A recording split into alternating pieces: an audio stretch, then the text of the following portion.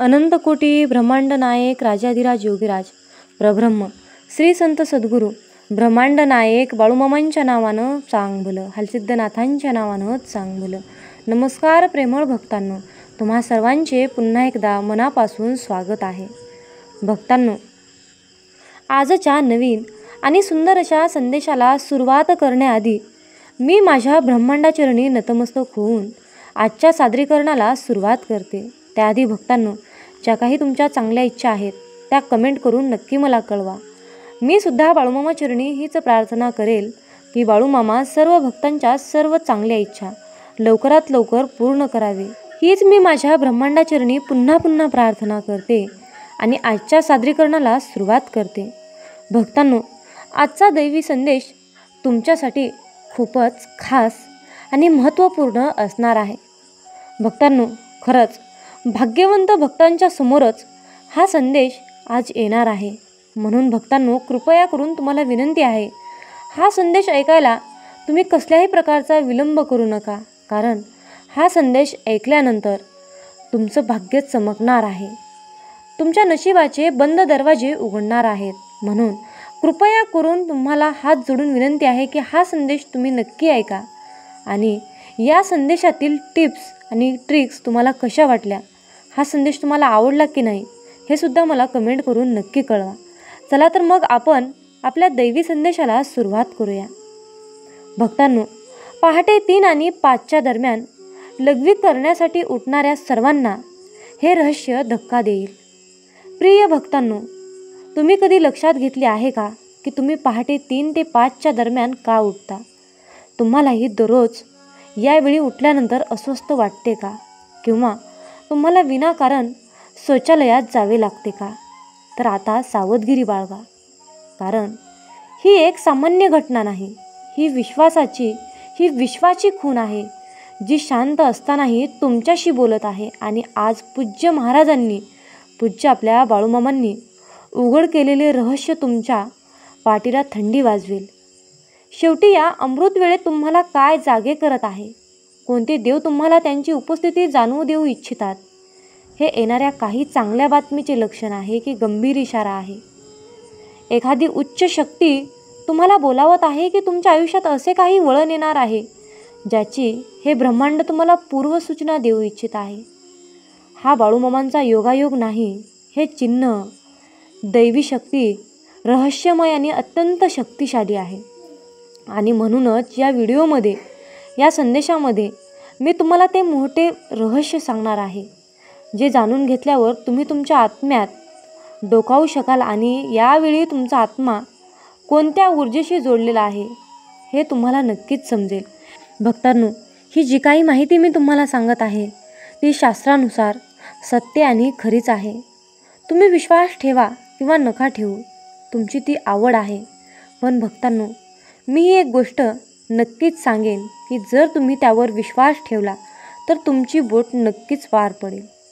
भक्तांनो, पहाटे 3 ते 5 वाजेपर्यंतचा काळ हा एक रहस्यमय काळ आहे. भक्तांनो, पहाटे 3 ते 5 वाजेपर्यंतचा हा काळ सामान्य घड्याळाचा टिकटिक नाही. हे असे क्षण आहेत जेव्हा संपूर्ण विश्वात कंपन सुरू होतात. यावेळी विश्वातील सर्व देव, देवी, भूत, आत्मे आणि दैवी शक्ती जागृत होतात आणि त्या सर्वांचे उद्दिष्ट आपल्याशी संवाद साधणे आहे, आपल्याला संकेत देणे आहे. जेव्हा आपण जीवनात काही चुकीच्या मार्गावर चालायला लागतो, जेव्हा आपली कृत्य दोषपूर्ण होऊ लागतात, तेव्हा देव गप्प बसत नाही. तो संकेत देतो की सावधगिरी बाळगा, अजूनही वेळ आहे. आणि जेव्हा आपण काही चांगले कर्म करतो, जेव्हा आपले हृदय खरे असते, तेव्हा देवता आनंदी होतात. आपले कुटुंब देवता, आपले पूर्वज आपल्याला सांगू इच्छितात की आपण योग्य मार्गावर आहोत, आशीर्वाद तुमच्या सोबत आहेत. आणि या सर्व संकेतासाठी एक माध्यम तयार झाले आहे. मामा म्हणतात, जेव्हा तुम्हाला रात्री अचानक जागे व्हाल, जेव्हा तुम्ही दररोज रात्री पहाटे 3 ते 5 दरम्यान जागे व्हाल, तेव्हा समजून घ्या की एखादी शक्ती तुम्हाला जागे करत आहे. काही संदेश तुमची वाट पाहत आहे. कधीकधी हा संकेत स्वप्न असतो, कधीकधी एक विचित्र अस्वस्थता आणि कधीकधी अशी भावना जी शब्दात वर्णन करता येत नाही.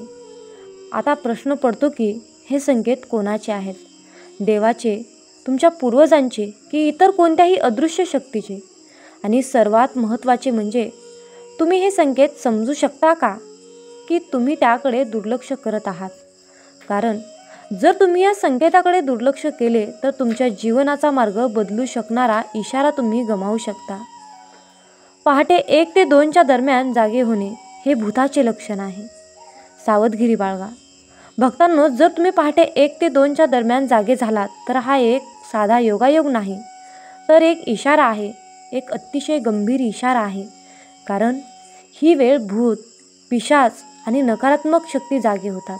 यावेळेस जेव्हा संपूर्ण जग गाढ झोपेत असते तेव्हा अंधाराच्या शक्ती पृथ्वीवर फिरतात आणि ज्या घरात ऊर्जा कमकुवत असते किंवा कर्मामध्ये काही दोष असतो अशा घरामध्ये प्रवेश करण्याचा प्रयत्न करतात.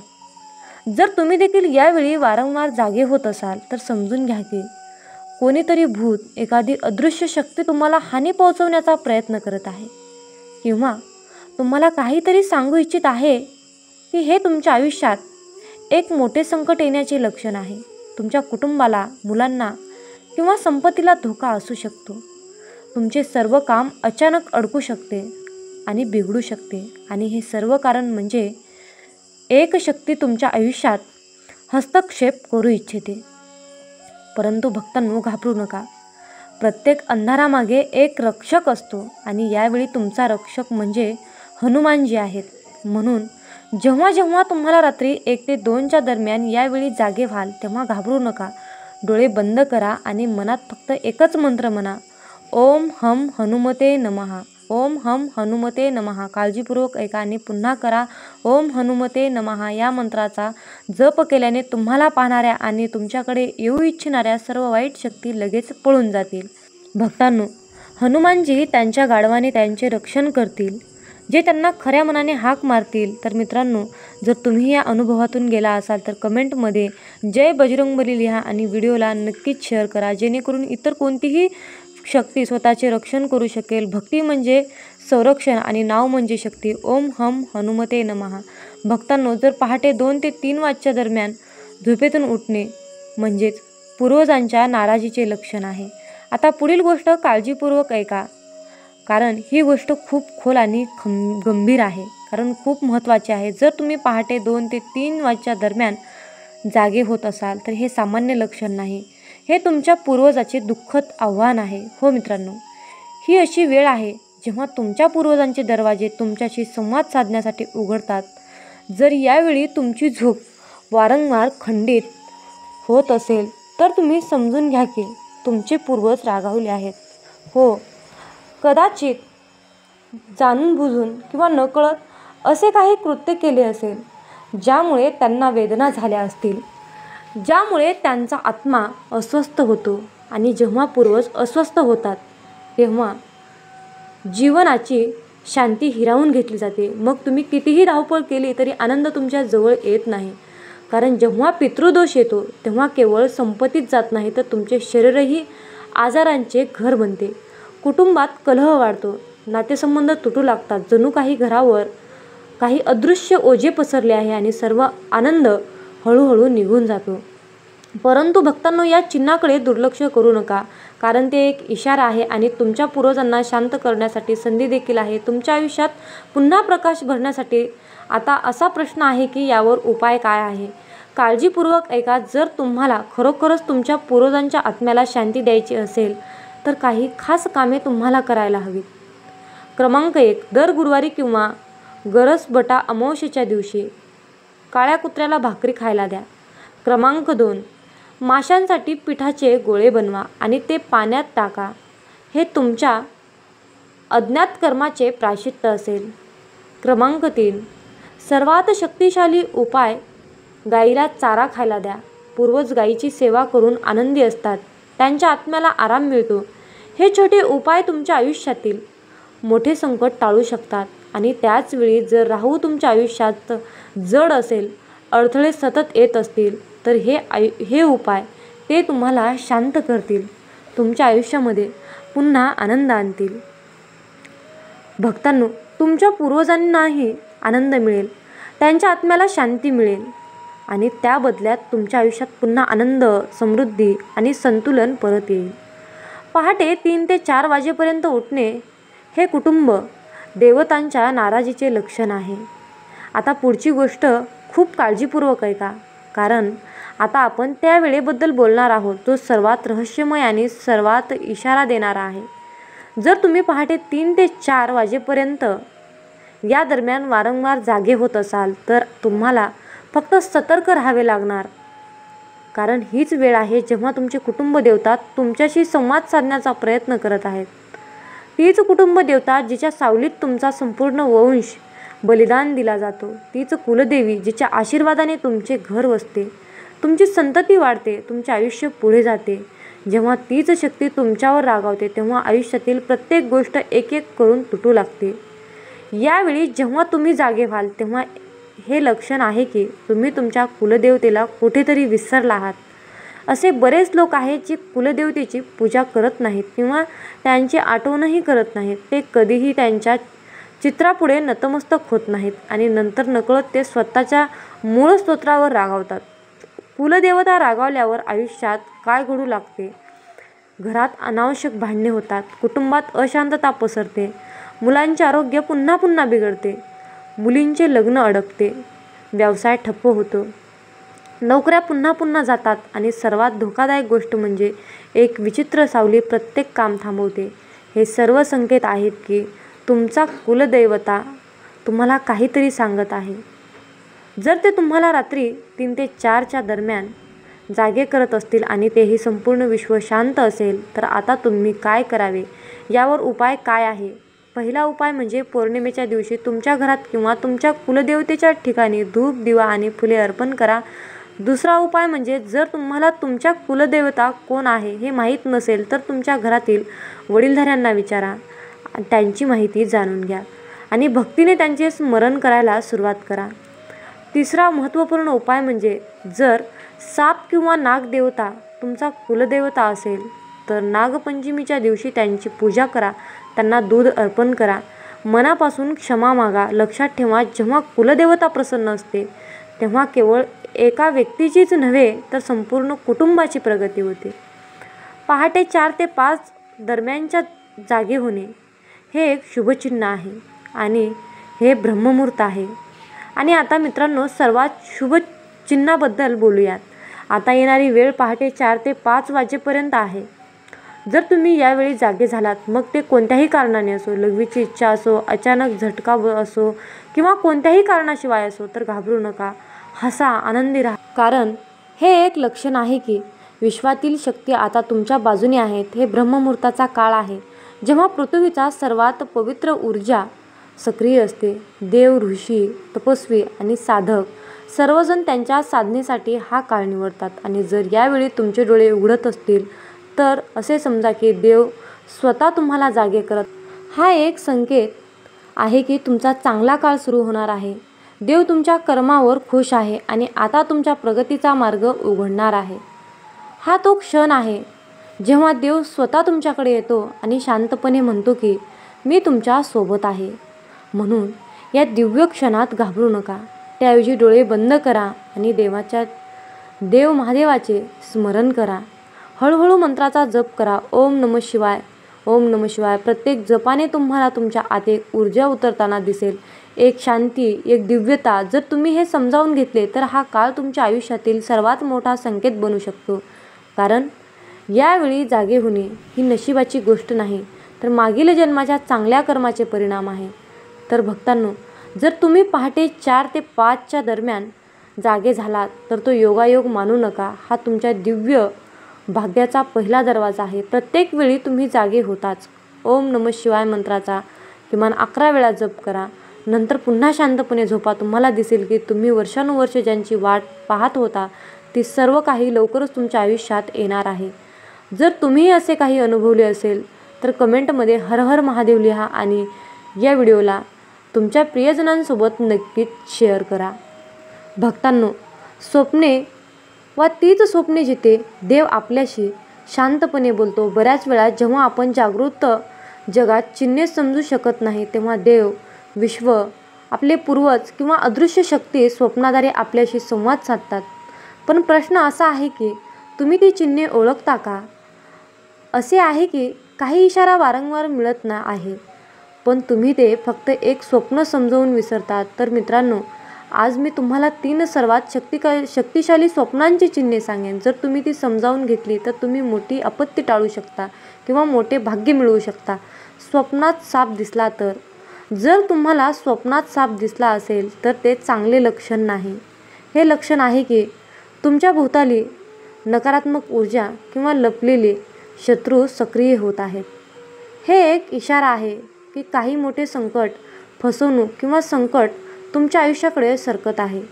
काय करावे? ताबडतोब जवळच्या नागदेवता किंवा नागदेवता मंदिरात जा. तेथे नारळ अर्पण करा, थोडे दूध अर्पण करा आणि भक्तीने माफी मागा. या सोप्या उपायाने नकारात्मक ऊर्जा थांबेल आणि नागदेवतेच्या कृपेने तुम्ही सुरक्षित राहाल.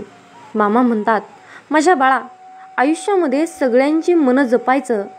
आपण कॉन्ट्रॅक्ट घेतलं की स्वतःच्या भावनांची भंगारात विक्री सुरू होते आणि आपण स्वतःच भिकेला लागायला सुरू होतो. प्रयत्न इतके करा की शांततेमध्ये आपण एखाद्या गोष्टीसाठी संघर्ष करत आहोत याचा कोणाला सुगावा देखील लागायला नको. याच संघर्षातून पुढचं पाऊल जन्म घेतं. याच भविष्यातील योजना आधी बोलून दाखवू नका. तुम्हाला एखादा नवीन कोर्स करायचा आहे, नवीन प्रोजेक्ट हातात घ्यायचा आहे किंवा कुठेतरी गुंतवणूक करायची आहे, हे बोलून दाखवलं की काही लोक आपल्या आधीच ते काम सुरू करतात, तर काही लोक मुद्दाम आपल्या कामात अडथळा आणण्याचा प्रयत्न करतात. समजा तुम्ही एखाद्या ठिकाणी नोकरीसाठी अर्ज केला आहे आणि ही गोष्ट मित्रांना सांगितली. अशा वेळी तुमच्या ओळखीचा दुसरा कोणीतरी आधीच तिथे पोहोचतो आणि संधी तुमच्या हातातून निसटून जाते. म्हणून बाळा, काम पूर्ण झाल्याशिवाय लोकांना सांगू नका. जुने अपमान पुन्हा पुन्हा उगाळू नका. कारण तुमचा कोणी अपमान केलाय, तुम्हाला फसवलंय, तुम्हाला समजून घेतलं नाही, हे सतत लोकांना बोलून दाखवलं की तुम्ही कायम हतबल आणि बिचारे वाटता. यासाठी लोक तुमच्याबद्दल सहानुभूती दाखवणार नाहीत, पण कमकुवत मात्र नक्कीच समजतील.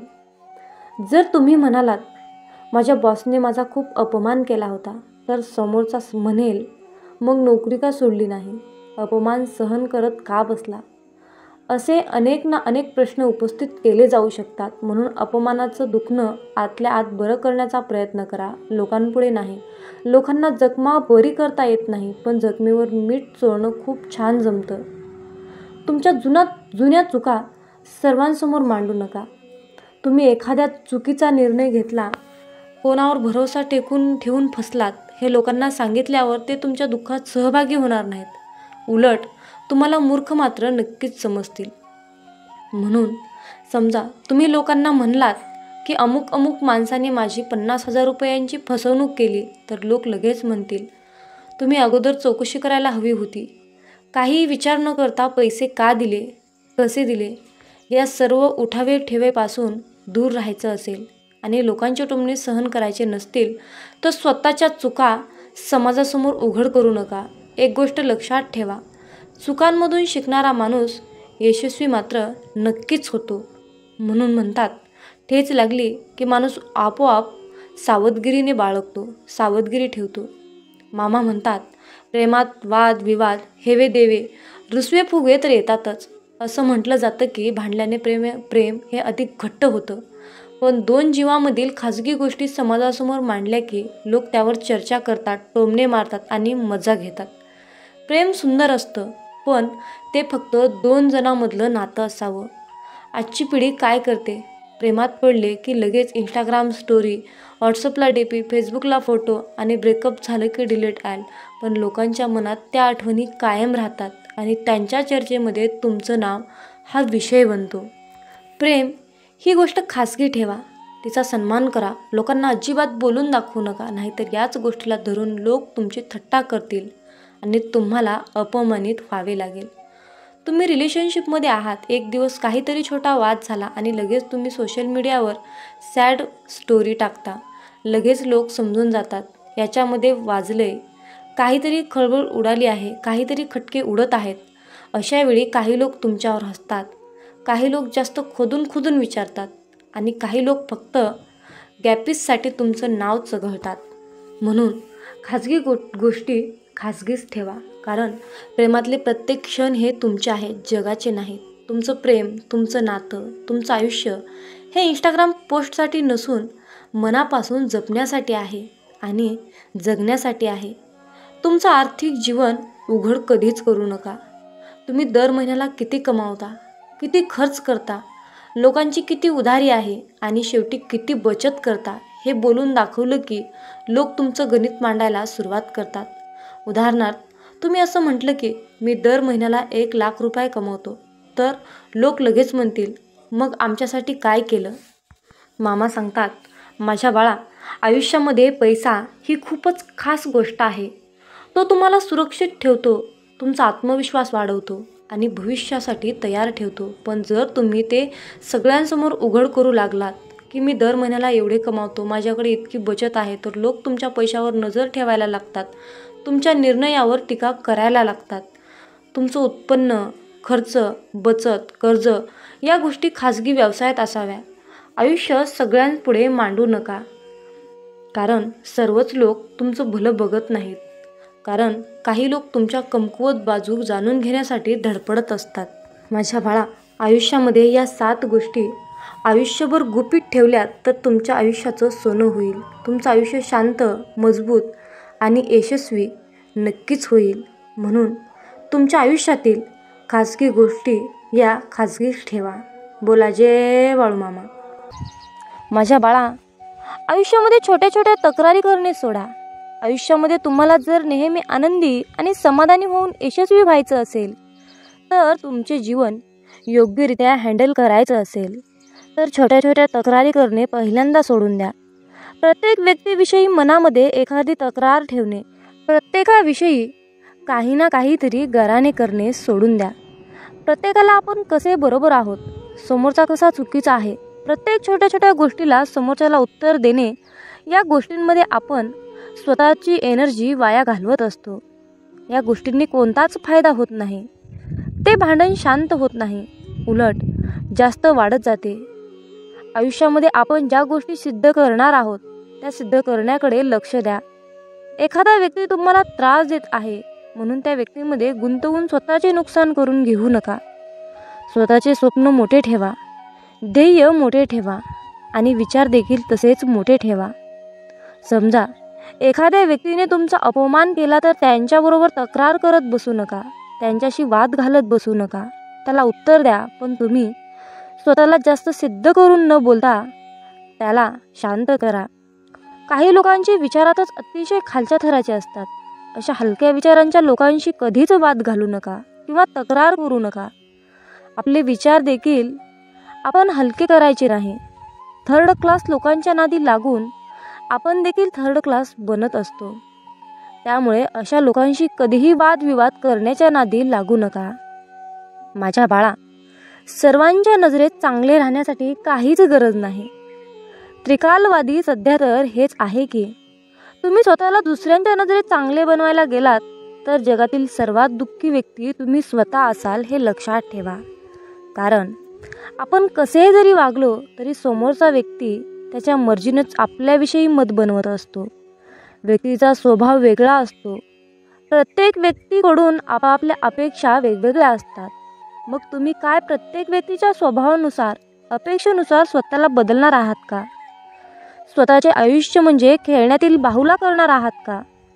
कोण तुम्हाला मूर्ख उमट म्हणेल, कोण तुम्हाला शहाणा म्हणेल, कोण तुम्हाला भोळा म्हणेल, तुम्हाला चालक म्हणेल. मग तुम्ही हे ऐकून कधी मूर्ख तर कधी शहाणे होणार आहात का? जग काही म्हणेल, पण तुम्ही कसे आहात ते तुम्हीच ठरवायचे आहे. जगाला खुश ठेवण्याच्या सवयीमुळे तुम्ही कधी स्वतःला विसरून बसाल, स्वतःचे अस्तित्वच अंधारात ढकलाल. ते तुम्हालाच कळणार नाही. काही लोकांना तुम्ही असल्याचा त्रास होईल, काही लोकांना नसल्याचा त्रास होईल, काही लोकांना तुमच्या यशाचा त्रास होईल, काही लोकांना तुमच्या बोलण्याचा त्रास होईल. होऊ द्या.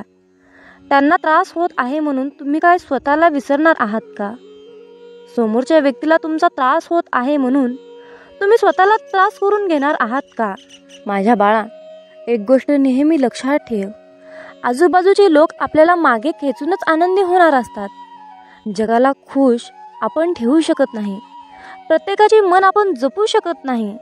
त्यामुळे स्वतःला कसे सिद्ध करू शकाल, स्वतः कसे यशस्वी होऊ शकाल याकडे लक्ष द्या. मग बघा, जग आपोआप तुमच्याकडे बघून खुश होईल.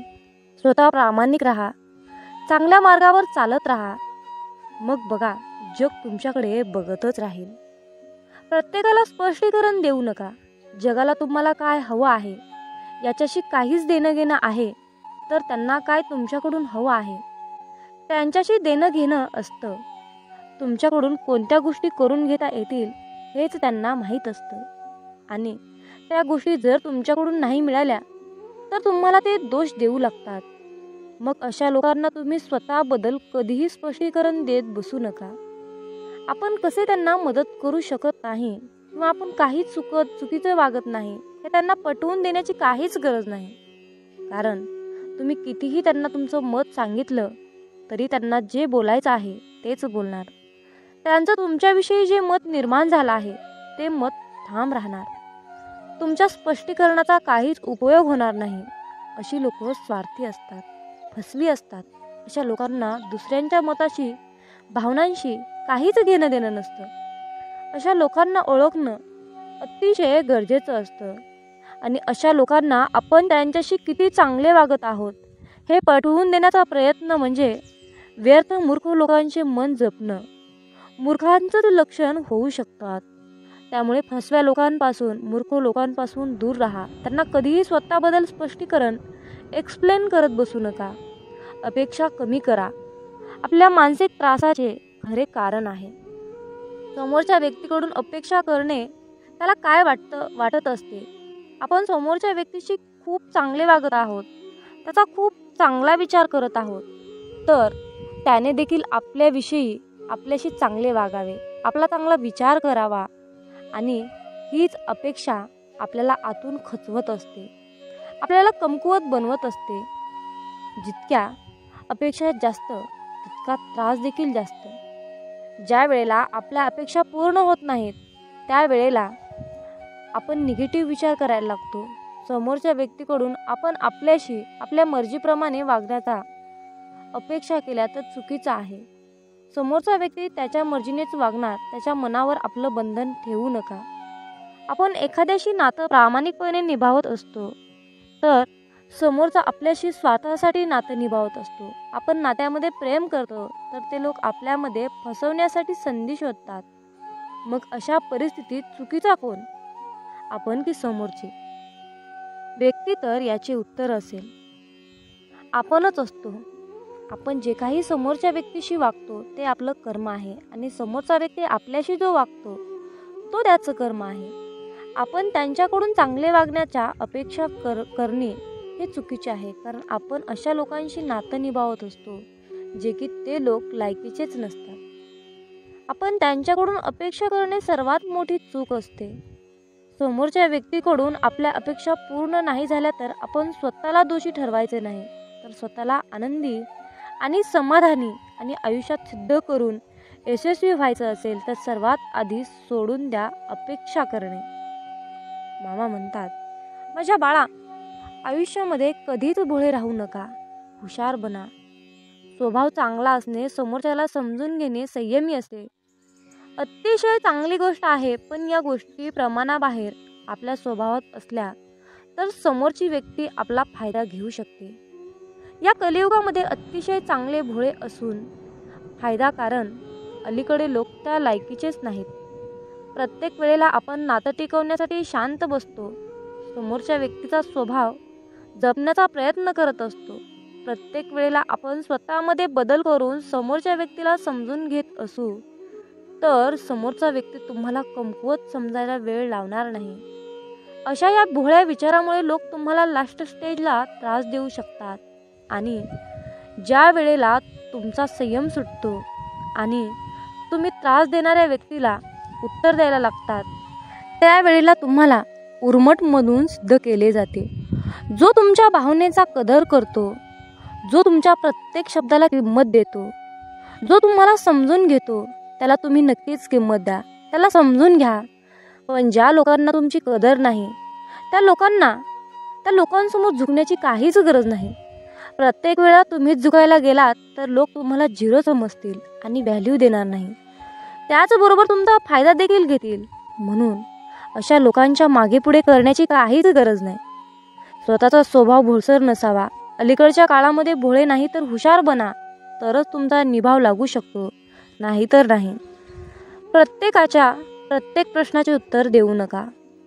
अरे बाळा, प्रत्येक वेळेला प्रत्येकाच्या प्रश्नाचे उत्तर देण्याची काहीच गरज नाही. आपण कोणाच्याही प्रश्नामध्ये बांधील नाही. आपण स्वतःच्या मनाचे राजे असले पाहिजे. कधीतरी काही लोकांच्या गोष्टी किंवा प्रश्न ऐकून सोडून द्या. शांत राहा. तुमची शांतता त्यांच्या प्रश्नाचे बरोबर उत्तर असेल. काही लोक तुमच्या प्रत्येक गोष्टींवर प्रश्न निर्माण करतील. तुमच्या कामावर, तुमच्या बोलण्यावर, वागण्यावर, तुमच्या स्वप्नांवर, प्रत्येक गोष्टींवर प्रश्न तयार करतील आणि तुम्हाला कोड्यात टाकतील. म्हणून तुम्ही काय स्वतःला सिद्ध करण्यासाठी त्यांच्या प्रत्येक प्रश्नाचे उत्तर देत बसाल का? हा जर काही चांगले प्रश्नाचे उत्तर देत बसला तर त्याचे प्रश्न कधीही संपणार नाहीत. उलट तुमची एनर्जी वाया जाईल, वेळ वाया जाईल. तुमचा ब्रेन काम करण्यालायक राहणार नाही. तुमचे मन अस्वस्थ होईल. अशा व्यक्तींच्या निगेटिव्ह प्रश्नामुळे तुम्ही निगेटिव्ह विचार करायला लागाल, स्वतःला कमी समजायला लागाल. आयुष्याच्या प्रत्येक वळणावर वेगवेगळ्या स्वभावाचे लोक भेटतील. तर काही तुम्हाला त्रास देणारे असतील, तुम्हाला काही मागे खेचणारे असतील, काही तुमचा अपमान करतील. पण अशा लोकांना हँडल कसे करायचे ते शिका. त्यांच्या कोणत्याही गोष्टीला लगेच रिॲक्ट करू नका. शांत राहा. कारण तिरस्काराने भरलेल्या प्रश्नाचे उत्तर तुम्ही तिरस्कारानेच दिलं तर तुमच्यातच फरक काय? प्रत्येकाला उत्तर देत बसण्यापेक्षा स्वतःला काही सिद्ध करायचं असेल याकडे लक्ष द्या. तुम्हाला शांततेत यशस्वी झालेले पाहून प्रश्न विचारणाऱ्या लोकांना आपोआप उत्तर मिळेल. मामा म्हणतात, माझ्या बाळा, आयुष्यामध्ये प्रत्येक गोष्टीवर विश्वास ठेवू नका. समोरच्या व्यक्तीची बोलण्याची प्रत्येक गोष्ट खरी असते असं नाही. समोर दिसणारा व्यक्ती कितीही चांगलं बोलत असला तरीही त्याच्या मनात आपल्याविषयी चांगलंच आहे असं होत नाही. अलीकडच्या काळामध्ये माणसं तोंडावर एक बोलतात आणि पाठीमागे एक बोलतात. आपल्याशी वागायचं एक आणि मनात उद्देश असतो एक. आपल्या पुढे गेलेल्या लोकांना पाहवत नाही. ते आपल्याला मागे खेचण्यासाठी आपल्याशी चांगलं वागण्याचा मुखवटा घालत असतात. त्यामुळे प्रत्येकावर विश्वास ठेवून आपली फसवणूक आपण करून घ्यायची नाही. प्रत्येक माणसाच्या बोलण्याची पद्धत ओळखायला शिकली पाहिजे. काही लोक तर इतकी स्वार्थी असतात की त्यांचा स्वार्थ साधेपर्यंत असते.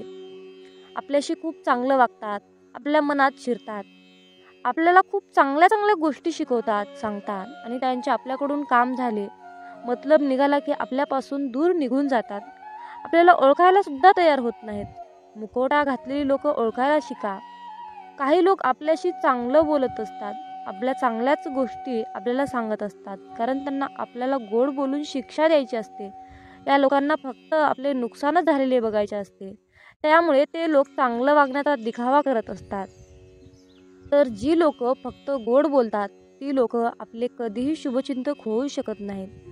खरं तर जी लोक आपल्याला आपल्या चुका समजून सांगतात ती लोक आपले शुभचिंतक असतात, हे समजून घेण्याची गरज आहे. त्यामुळे समोरच्या व्यक्तीवर विश्वास ठेवण्या अगोदर स्वतःच्या मनाला पटतंय का ते बघा. समोरच्याचा विश्वास मिळवणे आणि समोरच्यावर विश्वास ठेवणे या दोन्ही गोष्टी माणसाला योग्य मार्गाने जमल्या पाहिजे. माझ्या बाळा, जीवन जगत असताना हाल होतील रे, पण हार कधीच होणार नाही. फक्त माझ्यावर विश्वास ठेवून चल. चिखलात पाय फसले तर नळाजवळ जावे, पण नळाला पाहून चिखलात जाऊ नये. त्याचप्रमाणे जीवनात वाईट परिस्थिती आली तर पैशाचा वापर करावा, परंतु पैसा पाहून वाईट काम करू नये. म्हणूनच म्हणतात, समजून घ्यावे जीवनाचे बारकावे, समजून घ्यावे जीवनाचे बारकावे. अंधार तिथे दीप पाजळावे, अंधार तिथे दीप पाजळावे. मित्रांनो, या आयुष्याकडे बारकाईने लक्षपूर्वक पहा. जिथे अंधार दिसेल तिथे दिवा लावण्याचा प्रयत्न करा. तुमच्या सुद्धा आयुष्यामध्ये मामा नक्कीच प्रकाश टाकतील, यात काही शंकाच नाही. अरे बाळा, आमची साथ मिळवण्यासाठी तुझं अंतर्मन शुद्ध आणि निर्मळ ठेव. मग तुझ्याकडे कोणी वाईट नजर टाकेल, तुला त्रास देण्याचा प्रयत्न करेल, त्यास आम्ही पाहून घेऊ. बाळूमामांचा हा आशीर्वाद प्राप्त करण्यासाठी आत्ताच आपला हा संदेश शेअर करा आणि बाळूमामा, माझा तुमच्यावर पूर्णपणे विश्वास आहे असे टाईप करा. जीवनात तुम्ही स्वतःला जितकं सुखी समजाल तितकंच सुखी राहाल. आपल्याविषयी वाईट बोलणारे बरेच लोक असतात, पण त्यांच्याकडे लक्ष द्याल तर विखुरले जाल.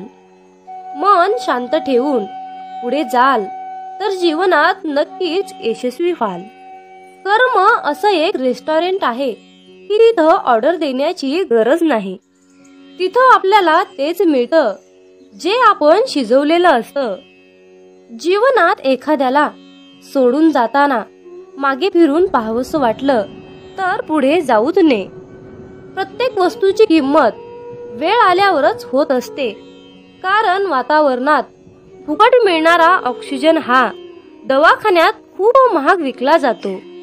दुसऱ्यापेक्षा आपल्याला यश उशिरा मिळत असेल तर निराश होऊ नका. हा विचार करा की घरापेक्षा राजवाडा तयार व्हायला जास्त वेळ लागतो. दगडामध्ये एक कमतरता आहे की तो कधीच वितळत नाही, पण एक चांगुलपणा आहे की तो कधीच बदलत नाही. जीवनात एका ठराविक वयानंतर आपल्याला पेन्सिलच्या ऐवजी पेन दिले गेले. त्याचं कारण हेच आहे की हे आपल्या लक्षात आले पाहिजे. जसं जसं आपण मोठे होत जातो तसं तसं आपल्या चुका खोडल्या जात नाहीत. तुम्ही सहमत असाल तर आत्ताच आपल्या व्हिडिओला लाईक करा आणि चॅनलला सबस्क्राईब करा. तुमच्यासाठी नशिबाचे योग्य ते द्वार उघडले जाईल. वाक्य छोटं आहे पण तितकंच खरं आहे. जग धोका देऊन हुशार झालं आणि आपण विश्वास ठेवून मूर्ख झालो. जीवनात काही जखमा अशा असतात की त्या दिसत नाहीत, कोणाला दाखवताही येत नाहीत, पण त्या सतत टोचत राहतात. जीवनात समोरच्याला माफ करता येतं, त्याचे अपराध विसरता येतात, पण त्यांच्यात पुन्हा एकदा मन गुंतून राहता येत नाही. स्वतःचं मन शांत करता आलं की सगळे गोंधळ आपोआप शांत होतात. मामा म्हणतात, माझ्या बाळा, एक गोष्ट नेहमी लक्षात ठेव, अपेक्षा हीच दुःखाचं सर्वात मोठं कारण आहे. जीवनात मानवी स्वभाव ओळखणं खूप अवघड आहे, कारण माणूस हा वेळेनुसार बदलतो. जेव्हा एक व्यक्ती दुसऱ्या व्यक्तीवर प्रेम करते तेव्हा ती म्हणते की मी तुझ्यासाठी जीव द्यायला सुद्धा तयार आहे, पण जशी वेळ बदलते तेव्हा तीच व्यक्ती म्हणते की मी तुझा जीव घेईन. त्यामुळे लक्षात ठेवा की सर्व काही बदलणार आहे आणि बदल ही एक शाश्वत गोष्ट आहे. मामा सांगतात, जीवनात ज्या ठिकाणी आपल्याला सर्वात शेवटी आमंत्रित केलं जातं त्या ठिकाणी कधी जायचं नाही, कारण तुम्हाला तिथे बोलवण्याची कुणाचीच इच्छा नसते. त्यांनी तुम्हाला केवळ उपचार म्हणून बोलाविलं असतं. अशा ठिकाणी जाऊन स्वतःचं महत्त्व कमी करून घेऊ नका. जोपर्यंत एखादी गोष्ट स्वतःहून कोणीच आपल्याला सांगत नाही